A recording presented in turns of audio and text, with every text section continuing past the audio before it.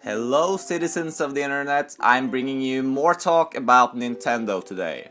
Yes, I am a Nintendo fanboy, maybe or maybe not. We'll see what's going to happen to Nintendo by the end of this year. Okay, so they had another Nintendo Direct, a week ago or something, so I'm a little bit late, I gotta hurry up now and just catch up, because there's a lot of stuff happening in the industry now. Like Microsoft is going to announce their next console on March, was it 21st? 20, something like that, May? I always mix March and May, but anyways, okay.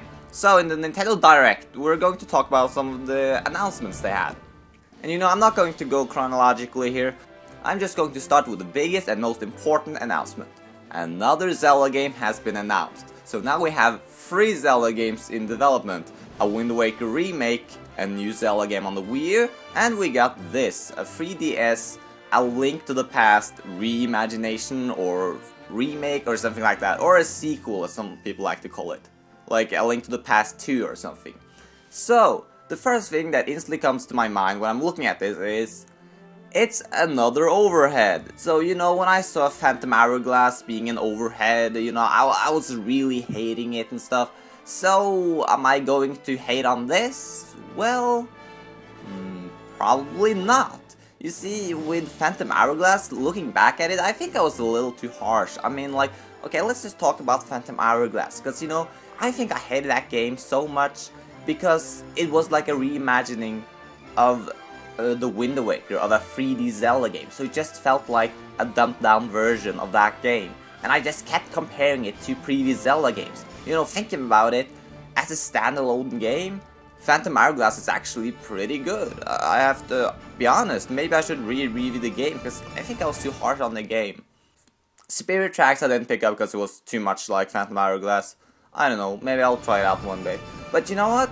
This new game on the 3DS, A Link to the Past, like, the thing about this though is that, it's a reimagining of A Link to the Past. I love A Link to the Past. It's my favorite 2D Zelda game. And you know what? It's not gonna feel like a dumbed down version, because now it's a reimagining of a 2D game. It's not gonna feel like a dumbed down version. It's gonna feel improved over the original source material. And that, I think, it's great. So it's got, the same world as A Link to the Past, but with new dungeons and stuff. What we've seen so far is obviously the 3rd dungeon in the game. Anyone who's played the game sees this is the 3rd dungeon, but it's completely revamped, completely different. You can walk into walls and stuff. And when I saw this new mechanic, I thought, it was really cool.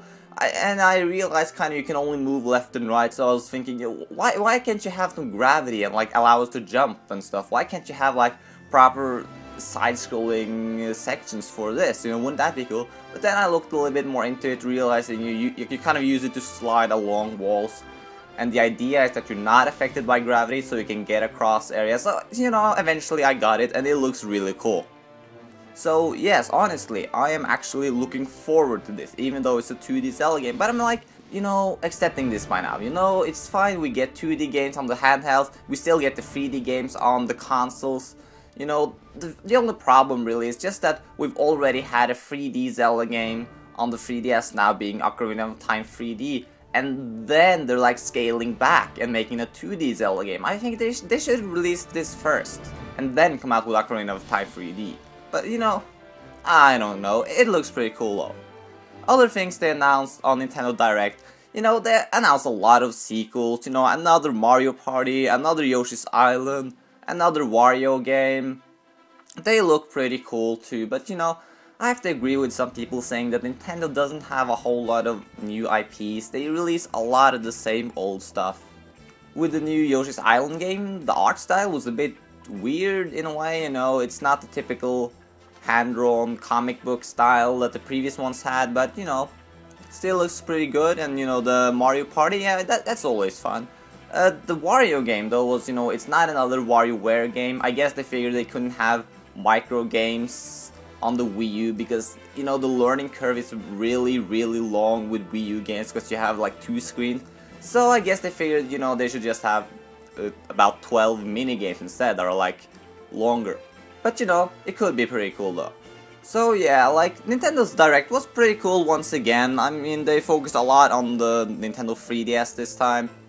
Now speaking of which, my Luigi's Mansion review on the 3DS is officially cancelled because I've been playing this for hours now, and when I was finally done, the R button stopped working, the most important button in the game. So now I can't record the game or anything. I'm gonna have to get a new 3DS now.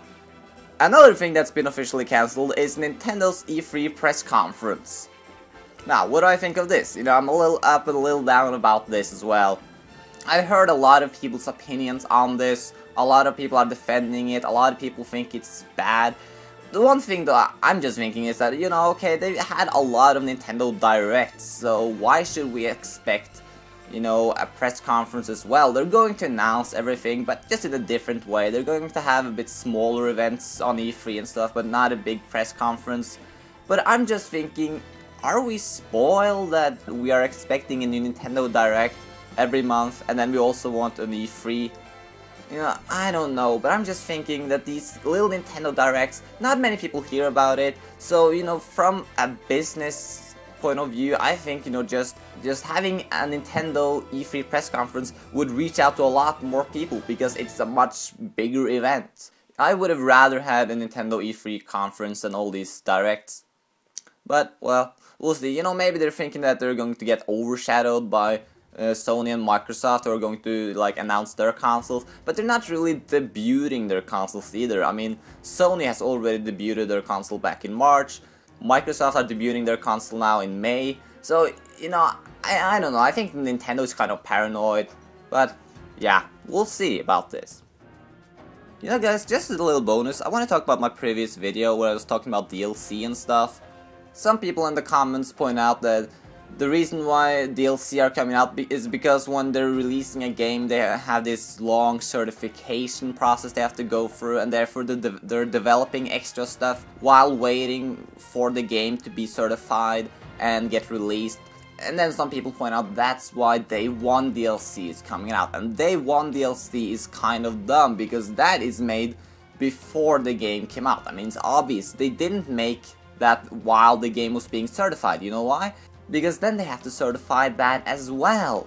I mean, it's logical. Like, some people say, oh, how do you know that? How do you know that? It's logical. It's logical.